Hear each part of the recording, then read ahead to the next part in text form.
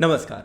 Time magazine हर साल अपने 100 influential लोगों की लिस्ट निकालती है। इन्फ्लुएंशियल यानी प्रभावशाली लोग जिनका देश दुनिया पर प्रभाव है। टाइम मैगजीन कहती है हम उनको फीचर करते हैं जिनसे लोग प्रभावित होते हैं या इंस्पायर होते हैं। मगर आपको भी पता है दोस्तों, इन्फ्लुएंस कभी एक तरह का नहीं होता। वो या तो पॉजिटिव हो सकता है या नेगेटिव हो सकता है, और वही थीम हमें यहाँ पर देखने को मिलती है, ऑल्दो टाइम इसे एक्सेप्ट नहीं करता। इस लिस्ट के अंदर दोस्तों एक और चीज़ होती है। किसी इंसान के नाम के साथ उसके बारे में एक दो पैराग्राफ लिखे होते हैं, और इसी पैराग्राफ का सारा खेल है। ये पैराग्राफ कौन लिखता है ये बहुत मैटर करता है कि इस पैराग्राफ में क्या लिखा होगा। फॉर इंस्टेंस, अगर मोदी के बारे में अमित शाह लिखेंगे तो सब कुछ पॉजिटिव होगा, अगर उनके बारे में राणा अयूब लिखेंगी तो सब कुछ नेगेटिव होगा। और वही कुछ थीम यहाँ पर दिखती है, और ऐसी क्लियर कट थीम है जिससे बारे में आप देखकर थोड़ा सा शॉक्ड रह सकते हो। इसलिए मैं इस मैगजीन के बारे में कुछ सवाल हैं जिनके ज़रिए एक एक चीज़ आपको एनालाइज करके दिखाऊंगा। सबसे पहला सवाल है कि इस मैगजीन में फ़ीचर कौन होता है। वैसे तो बड़े नामी गिरामी लोग फीचर होते हैं, मगर एक बड़ा कंट्रोवर्शियल नाम है, डॉक्टर टेड्रोस फ्रॉम WHO। ये भी इस मैगजीन में फीचर हुए। अब देखते हैं आगे के सवाल। आगे के सवाल हैं कि इनके बारे में जब लिखने के लिए चुना जाता है तो किसे चुना जाता है। डॉक्टर टेड्रोस के बारे में जिन्हें लिखने के लिए चुना गया वो दरअसल गावी, एक मेडिसिन अलायंस चलाती हैं, और ये गावी मेडिसिन अलायंस WHO के साथ मिलकर काम करती है। अब आप इन्हें मान सकते हैं WHO की एम्प्लॉय हैं या फिर WHO की एक पार्टनर हैं। यानी कि ऐसे इंसान को चुना गया है जो कि डायरेक्टली डॉक्टर टेड्रोस के साथ जुड़ा हुआ है, और उन्होंने वैसा ही किया जो एक्सपेक्टेड था। सब कुछ पॉजिटिव लिखा डॉक्टर टेड्रोस के बारे में। लेकिन हमें पता है साल की शुरुआत से कि पहले तो WHO ने चाइना के इन्फ्लुएंस में आकर कहा जनवरी में कि ह्यूमन टू ह्यूमन ट्रांसमिशन नहीं होता। ताइवान ने जब कहा कि ऐसा होता है तो उसे इग्नोर करा। फिर डॉक्टर टेड्रोस ने कहा कि देखिए मेरे ऊपर रेशियल अटैक हो रहे हैं, मोस्टली ताइवान के लोग इस तरह की बातें कह रहे हैं। यहाँ से उन्होंने चाइना को भी खुश कर दिया और खुद के लिए सिंपैथी भी गेन कर ली। इसके अलावा भी डॉक्टर टेड्रोस की जो हिस्ट्री है, इथियोपिया में जब वो हेल्थ मिनिस्टर थे, कैसे वहाँ पर वो फेल हो गए एपिडेमिक्स को रोकने के लिए, कैसे चाइना का उनको सपोर्ट है जिसकी वजह से वो WHO के चीफ बने, ये सारी चीज़ें ऑब्वियसली इस आर्टिकल से नदारत थी। यानी कि यहाँ पर दिखाई देता है कि कोई ऑब्जेक्टिविटी नहीं है जब चीज़ों के बारे में लिखा जा रहा है, और एक बायस तरह से कुछ सेलेक्टिव चीज़ों को उठाकर चीज़ों के बारे में लिखा जा रहा है। बट आप कह सकते हैं भाई 100 लोगों की लिस्ट चुनी गई है, पॉजिटिव बातें लिखी जा रही हैं, तो सबके लिए ऐसा ही किया जा रहा होगा कि उनके जानने पहचानने वाले या उनके लिए सॉफ्ट कॉर्नर रखने वालों को सेलेक्ट किया जाता होगा और ऐसे आर्टिकल लिखे जाते होंगे। मगर ये केस नहीं है, यहाँ पर एक क्लियर डिवाइड है। इसके लिए मैं आपको कुछ एग्जाम्पल लेकर समझाता हूँ। डेमोक्रेटिक पार्टी के लीडर्स के बारे में बात करते हैं। नैन्सी पेलोसी, इनके बारे में लिखने वाले हैं हाकिम जेफरीज, दोनों डेमोक्रेटिक पार्टी के मेंबर। जो बाइडेन, इनके बारे में लिखा है जेम्स क्लाइबर्न ने, दोनों डेमोक्रेटिक पार्टी के मेंबर। कमला हैरिस, इनके बारे में लिखा है अयाना प्रेस्ली ने, ये दोनों भी डेमोक्रेटिक पार्टी के मेंबर। तो यहाँ पर सारे एक ही पार्टी के मेंबर के लोग हैं जिनके बारे में लिखा गया और जिन्होंने लिखा, और सब कुछ बड़ा पॉजिटिव, बड़ा प्रेज वर्दी लिखा गया है। और नेगेटिव किसके बारे में लिखा गया है? Donald Trump, Narendra Modi, Brazil के बोल्सोनारो, विलियम बार, इन सब के बारे में लिखने वाले हैं टाइम मैगजीन के ही जर्नलिस्ट। अब आप यहाँ पर देख के ये कह सकते हो कि हो सकता है जो लोग पावर में हैं, जो लोग कहीं पर सरकार चला रहे हैं, उनके बारे में कोई उनके पार्टी का मेंबर ना लिखकर जर्नलिस्ट लिखते हैं। ये बात भी गलत है, क्योंकि अगर आप ताइवान की प्रेसिडेंट की बात करें, उनके बारे में एक अमेरिकन पॉलिटिशियन टेड क्रूज ने लिखा है। अगर आप पेरिस के गवर्नर की बात करें, उनके बारे में भी एक दूसरे अमेरिकन पॉलिटिशियन एल गोर ने लिखा है। यानी कि जो लोग पावर में है, सत्ता में है, जो सरकारें चला रहे हैं, उनके बारे में भी दूसरे लोग लिखते हैं। मगर यहाँ पर एक स्पेसिफिक ट्रेंड है, और ये स्पेसिफिक ट्रेंड कौन है जो चारों लोगों को जोड़ता हो? ये सारे के सारे कंजर्वेटिव लीडर्स हैं। और स्टार्टिंग में जो मैंने आपको डेमोक्रेटिक लीडर्स के बारे में बात बताई थी, ये सारे एक तरह से प्रोग्रेसिव कैटेगरी में आप मान सकते हो। तो एक के बारे में पॉजिटिव और दूसरे के बारे में सारा कुछ नेगेटिव लिखा गया है।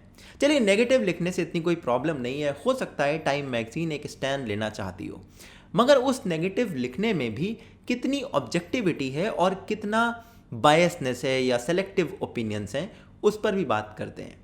हम नरेंद्र मोदी के आर्टिकल पर ज़्यादा फोकस करेंगे, बाकी सब पे आर्टिकल मैं नहीं पढ़ूंगा। ये आर्टिकल लिखा है कार्ल विक ने। बताते हैं ये टाइम मैगजीन में एडिटर एट लार्ज है। इन्होंने क्या लिखा है वो मैं आपको हिंदी में ट्रांसलेट करके बताता हूँ। ये लिखते हैं कि फ्री इलेक्शन करवाने का मतलब ये नहीं है कि यहाँ पर डेमोक्रेसी है। इससे बस ये पता चलता है कि किसको ज़्यादा वोट मिले, लेकिन उन लोगों के अधिकारों का क्या जिन्होंने उन लोगों को चुना ही नहीं। ये भी लिखते हैं कि भारत में 1.3 बिलियन लोग रहते हैं। यहाँ पर क्रिश्चियन, मुस्लिम, सिख, बुद्धिस्ट, जैन और बाकी रिलीजन के लोग रहते हैं। ये आगे लिखते हैं कि दलाई लामा ने भारत को एक हार्मनी और स्टेबिलिटी का एग्जाम्पल बताया था। पहले पैराग्राफ में आपने क्या देखा, सारी अलग अलग रिलीजन का मेंशन करते हुए हिंदुओं का मेंशन स्पेसिफिकली डेलिबरेटली नहीं किया गया है ताकि थोड़ा सा आउटरीच कहीं पर क्रिएट हो जो भी इसे पढ़े। दूसरी बात कि इस पहले पैराग्राफ में नरेंद्र मोदी जिनके बारे में पैराग्राफ होना चाहिए था उसका कोई भी मेंशन नहीं है। अब चलते हैं दूसरे पैराग्राफ में।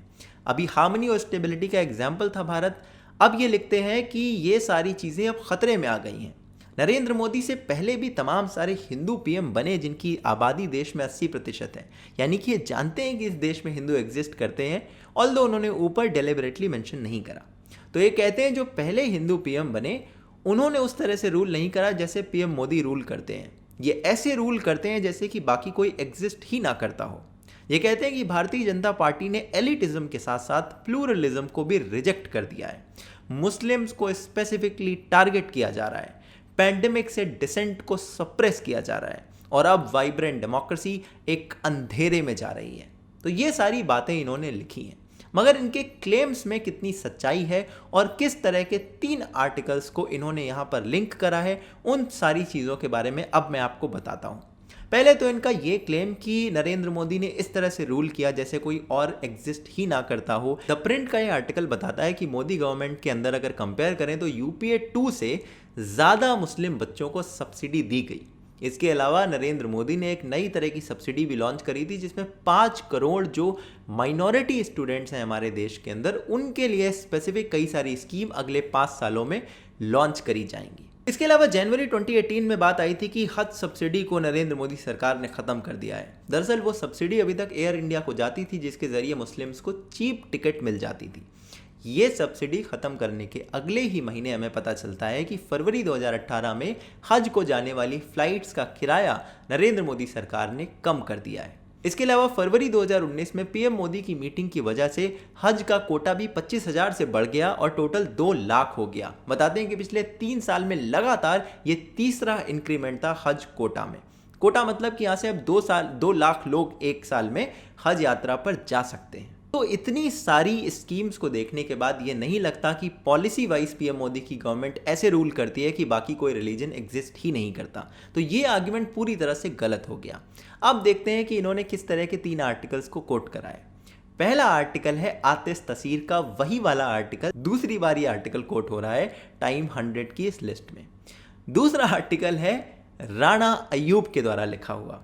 इस आर्टिकल के जरिए कहा जा रहा है कि मुस्लिम्स को टारगेट किया गया है और इस आर्टिकल में क्लेम किया जा रहा है कि दिल्ली के दंगे वन साइडेड पोग्राम थे। और इस पूरे क्लेम को मैंने अपने एक प्रीवियस वीडियो में बहुत अच्छे से रिबट किया, अगर आप वो चाहें तो वीडियो आपको डिस्क्रिप्शन में मिल जाएगा। तीसरा आर्टिकल जो इन्होंने कोट करा है वो ये कहता है कि पीएम मोदी ने जो लॉकडाउन लगाया वो बहुत जल्दी में लगाया है, लोगों को समय नहीं दिया कि वो इधर से उधर जा सकें। दोस्तों मैं ये मानता हूँ कि लॉकडाउन के दौरान जो माइग्रेंट क्राइसिस है उसको हैंडल करने में मोदी गवर्नमेंट पूरी तरह से फेल रही। अभी भी उनका डेटा उनके पास नहीं अवेलेबल है। लेकिन ये कहना कि लॉकडाउन जल्दी में लगाया गया, मुझे लगता है ये क्रिटिसिज्म से ज़्यादा इसकी डेफिनेशन होगी, क्योंकि लॉकडाउन का पर्पज़ ये होता है कि लोग एक जगह से दूसरी जगह ना मूव करें, अपनी जगह पर बने रहें ताकि स्प्रेड को रोका जा सके। वही इंटेंशन होता है लॉकडाउन का। उस इंटेंशन के साथ जब आप लॉकडाउन लगाते हो तो आप लोगों को समय नहीं देते कि वो इधर से उधर जा सके, वरना फिर लॉकडाउन लगाने का पर्पज़ ही डिफीट हो गया। तो ये क्रिटिसिज्म मुझे वैलिड नहीं लगती। तो दोस्तों ओवरऑल अगर आप देखें तो आपको मैंने इतनी सारे एविडेंसेस दिखाए हैं कि कैसे टाइम मैगजीन के अंदर, ऑल्दो वो एक्सेप्ट नहीं करते, एक क्लियर कट केस दिखाई देता है जहां पर ऑब्जेक्टिविटी मिसिंग है। डॉक्टर ट्रेडॉस जैसे लोग जिनके ऊपर इतने सारे एलिगेशन हैं, जिनके ऊपर इतनी सारी कंट्रोवर्सी हैं, उनके लिए पूरा प्रेज लिखी जाती है। डेमोक्रेटिक पार्टी के सारे लीडर्स के बारे में लिखने वाले लोग उन्हीं के पार्टी से सेलेक्ट किए जाते हैं जो सिर्फ प्रेजेस लिखते हैं। जो ओवरऑल कंजर्वेटिव लीडर्स हैं उनके बारे में टाइम के जर्नलिस्ट ही लिखते हैं, और वो जब लिखते हैं तो ऐसे आर्टिकल्स को ऐसे लोगों को कोट करते हैं जो कि ओपनली पता है कि इन लोगों को सिर्फ क्रिटिसाइज करेंगे, ओपनली पता है कि वन साइडेड नैरेटिव दिखाते हैं। वरना पीएम मोदी के आर्टिकल में आतिश तसीर और राणा अयूब के कोट होने का मतलब और क्या हो सकता है। एक स्पेशल मेंशन, ये मेंशन है बिल्किस का। ये बिल्किस कौन है? इनके बारे में आपने शायद पहले कभी नहीं सुना होगा। शाहीन बाग की एक प्रोटेस्टर है। इनके बारे में किसने लिखा है? राणा अयूब ने। अच्छा, राणा अयूब ने इसके अंदर कई सारे आर्टिकल्स को भी फीचर किया है, क्योंकि नॉर्मली जब कोई भी इनके बारे में लिखता है किसी के बारे में तो आर्टिकल का लिंक भी लगाता है। पहला आर्टिकल नीलांजना भौमिक का फीचर हुआ है। नीलांजना भौमिक कौन? द वायर का एक बड़ा वायरल आर्टिकल याद है आपको 2018 में जो हनुमान स्टिकर के ऊपर था, बस वही नीलांजना भौमिक, उनका ही एक आर्टिकल यहाँ पर फीचर हुआ है। दूसरा आर्टिकल फीचर हुआ है आतिश तसीर का, वो भी आपको याद होगा, डिवाइडर इन चीफ वाला कवर था, उसके अंदर जो इनका आर्टिकल था टाइम मैगजीन का लास्ट ईयर, वही आर्टिकल है। इसके अलावा भी जो आर्टिकल्स फीचर हुए हैं, जैसे कि एक ये वाला आर्टिकल, ये आर्टिकल ये कह के फीचर हुआ है कि देश जो है स्लाइडिंग इनटू अथॉरिटेरियनिज्म, मतलब कि कुछ ऐसा नया हो रहा है देश के अंदर कि अब अथॉरिटेरियनिज्म आ रहा है, मतलब एक तरह से डिक्टेटरशिप लागू हो रही है। और उस आर्टिकल में क्या बताया गया है कि देश के कई हिस्सों में सेक्शन 144 लागू कर दिया गया। यह आर्टिकल है 19 दिसंबर 2019 का, और अगर आपकी मेमोरी थोड़ी सी भी शार्प है तो 15 दिसंबर 2019 को दिल्ली के अलग अलग हिस्सों में दंगे हुए थे। अलीगढ़ के अंदर 19 दिसंबर 2019 को दंगे हुए थे, और इसके अलावा सीलमपुर में वायलेंस, पथराव, बस पर अटैक, पुलिस पर अटैक, कई सारी चीज़ें ऐसे हुई थी जिसके बाद सेक्शन 144 इम्पोज करी गई थी। तो ये सारी चीज़ें यहाँ पर नदारद हैं, कोई कॉन्टेक्स्ट नहीं है, बट ऐसे लिख दिया गया स्लाइडिंग इनटू अथॉरिटेरियनिज्म। और इन सब चीज़ों के ऊपर एक ऐसी चीज़ कि जब इन्होंने बिल्किश के बारे में ये सब बातें लिखी और टाइम मैगजीन ने इसे रिलीज़ करा, वहीं दूसरी तरफ दिल्ली पुलिस ने अपनी चार्जशीट में उसी दिन ये कहा है कि शाहीन बाग के अंदर और सीए एंटी सीए प्रोटेस्ट में महिलाओं का प्रयोग जेंडर कवर के लिए किया गया था और कई सारी महिलाओं को इसके लिए पैसे दिए गए थे। तो आप देखिए कैसे कॉन्ट्रास्टिंग चीज़ें मिल रही हैं, एक तरफ सबूत के बेसिस पर और दूसरी तरफ ओपिनियंस के बेसिस पर। खैर, इसके अलावा the cherry on the cake was कि नीचे जब राणा अयूब को मेंशन करा गया तो उनकी किताब का नाम दिया गया। यह एक ऐसी किताब है जिसके बारे में देश की सर्वोच्च न्यायालय ने कहा था कि ये सिर्फ ओपिनियन पर बेस्ड किताब है, इसका सबूत की तरह इस्तेमाल नहीं किया जा सकता, और इस बात से भी इनकार नहीं किया जा सकता कि एक पॉलिटिकली मोटिवेटेड किताब है। तो ये तो था स्पेशल मेंशन जिसके बारे में बहुत लोग बात कर रहे हैं, बिल्किस और टाइम 100 के बारे में। चलिए दोस्तों, यही था मेरा पूरा वीडियो टाइम की इस टॉप 100 इन्फ्लुएंशियल लोगों की लिस्ट के ऊपर। क्या ये लिस्ट है, क्या इसके अंदर पैटर्न मुझे दिखाई दिए? आप भी जाकर पढ़िए, आपको कुछ और दिखाई देता है तो मुझे कमेंट में बताइए। मैं आपसे मिलूंगा अगले किसी और वीडियो में। अगर आप मेरे काम को सपोर्ट करना चाहते हो, पेट्रियन और इंस्टामोजो के लिंक पिन कमेंट और डिस्क्रिप्शन में आपको मिल जाएंगे। लाइक दिस वीडियो, शेयर करें इसे अपने दोस्तों के साथ, सब्सक्राइब कर ले मेरे चैनल को ऐसे और वीडियोस देखने के लिए। मैं आपसे मिलूंगा अगले किसी और वीडियो में, तब तक के लिए अपना ध्यान रखिएगा। जय हिंद, वंदे मातरम।